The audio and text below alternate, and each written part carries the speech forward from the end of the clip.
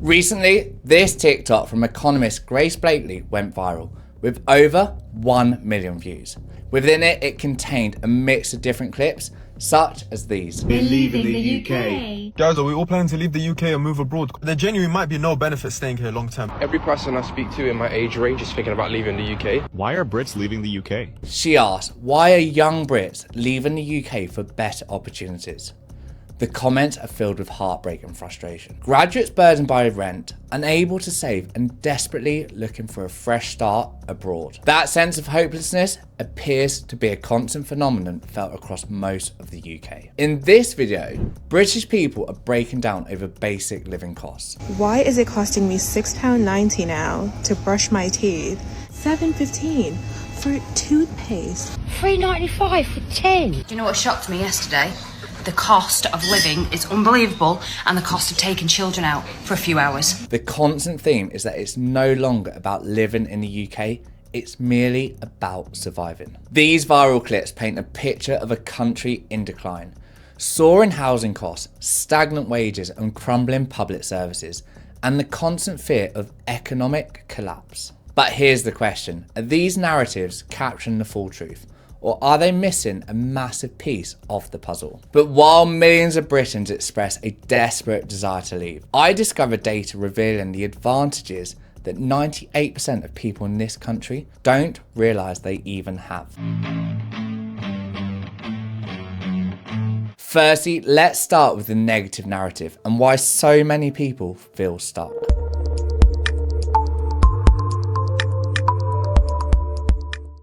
As you're probably well aware, we have the skyrocketing cost of living. Here we have one of the most prominent, and this is the housing crisis, with the average rent in London reaching £2,252 per month in June 2025, up from £2,188 at the end of 2024, forcing many people into multiple roommate situations or living in suburban communities. Next, we have inflation, with UK consumer prices rising 20.8% between May 2021 and May 2024, eroding wage gains. And then we've got childcare, with full-time nursery care costing on average £12,426 to £12,500 per child per year in England. These relentless price increases push families into financial distress, with young professionals saddled with student debt and sky-high living costs, feeling the treadmill of surviving on marginal incomes. Next, we have wage stagnation and job market pressures.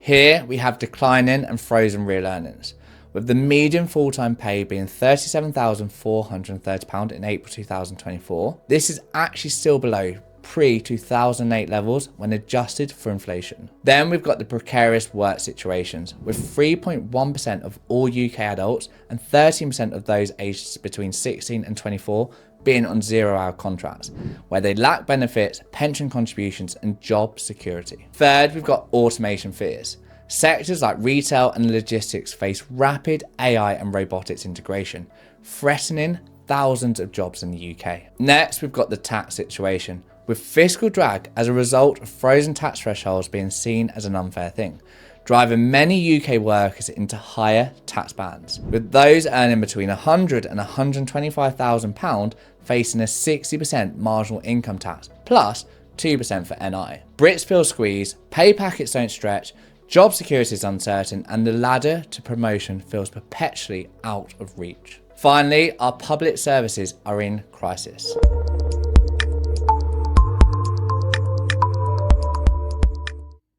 First, here we've got, by no surprise to you, NHS waiting times. Average non-emergency surgery waits reached 32 weeks in 2024, far exceeding the 18-week target. Then you've got education funding. Mainstream per pupil funding grew just by 5% in real terms between 2019 and 2024, far below rising costs. When basic public services falter, confidence in government wanes, and social media amplifies every failure, reinforcing the sense that the UK can no longer care for its own.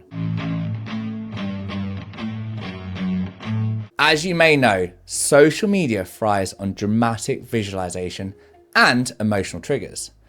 These videos rack up millions of views because they tap into real pain points. And social media algorithms reward the most extreme content. But extremes do obscure nuance, and they rarely show the counter narratives or the underlying structural strengths that still make Britain a global powerhouse. Now, let's move to a more positive view. The UK really isn't that bad when you think about the following things. First, the UK sits within the top 9% of global wealth. Despite the gloom, the UK's GDP per capita was $47,334 in 2024. Out of 195 countries, that ranks 18th, placing Britain in the top 9%. Put this into perspective, if you imagine 100 people, only 8 would be more wealthier than the average Brit. Second, we've got the British passport privilege. Your British passport ranks the 6th most powerful globally, granting visa-free or visa on arrival access to 186 destinations. Mobility unmatched by 94% of the world's population. Then we have the UK's services superpower. In 2023, the UK services exports reached approximately 470 billion. Up 7% on 2022, making Britain the world's second largest services exporter and driving sustained demand for finance, law, education, consulting, and creative industries. Finally, the UK is a leader in innovation and tech. The UK is ranked 5th on the Global Innovation Index. Our tech sector is worth £1 trillion. The 3rd largest in the world, with universities like Oxford, Cambridge, Imperial College London, and UCL driving cutting-edge research, attracting foreign investment and talent to the UK. While social media spotlights manufacturing decline, the real growth engine lies in knowledge and services, areas where Britain excels.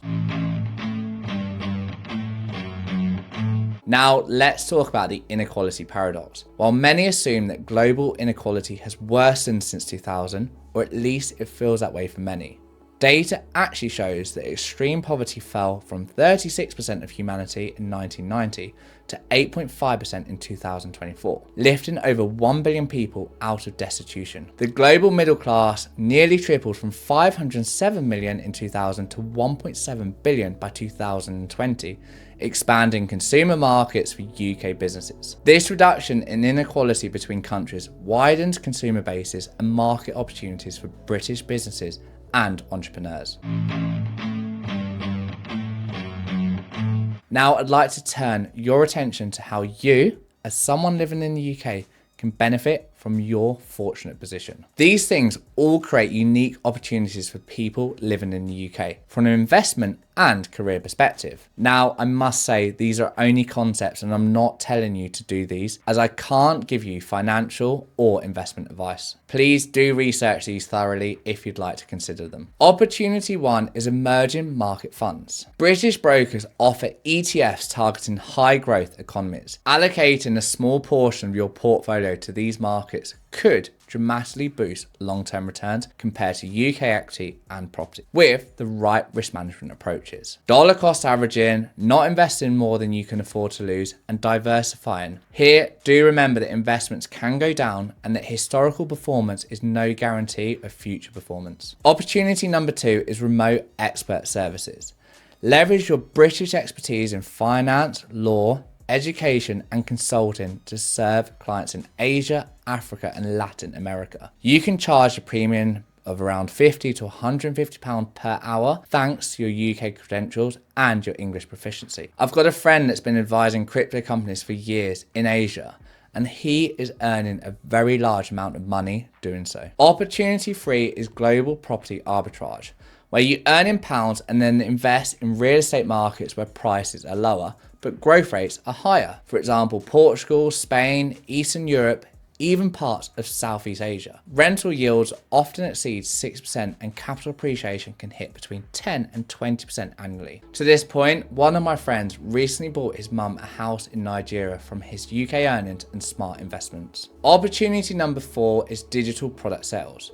Create online courses, ebooks, or software for emerging middle classes. British course creators can earn between 30k per month teaching English, coding, finance, or digital marketing to students in India and Southeast Asia. Opportunity number 5 is to leverage your Commonwealth networks. Utilize shared language and legal systems to form joint ventures or export services to Canada, Australia, Singapore, and Nigeria. Markets prime for British expertise and regulation familiarity. Yes, UK living costs are high, with housing, energy, and childcare, but these are problems that 99% of humanity would regard as prosperity issues.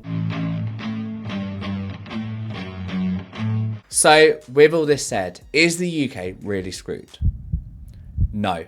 While social media does amplify despair, the facts reveal a different reality. So instead of falling for the doom and gloom, stay and build generational wealth by first, diversifying internationally. Second, offering premium services worldwide. Third, investing in emerging market assets. Fourth, creating digital products for global consumers. And fifth, leveraging Britain's new trade relationships. While 98% focus on domestic doom, the informed 2% are quietly building global fortunes. From London, Edinburgh, Cardiff, Belfast, they're using British advantages to capitalise on the greatest wealth transfer in human history. If you have any friends who need to see this video, please share it with them. And likewise, the YouTube algorithm thinks that you'll like this video here, so please consider watching it. Until next time, ta-ra.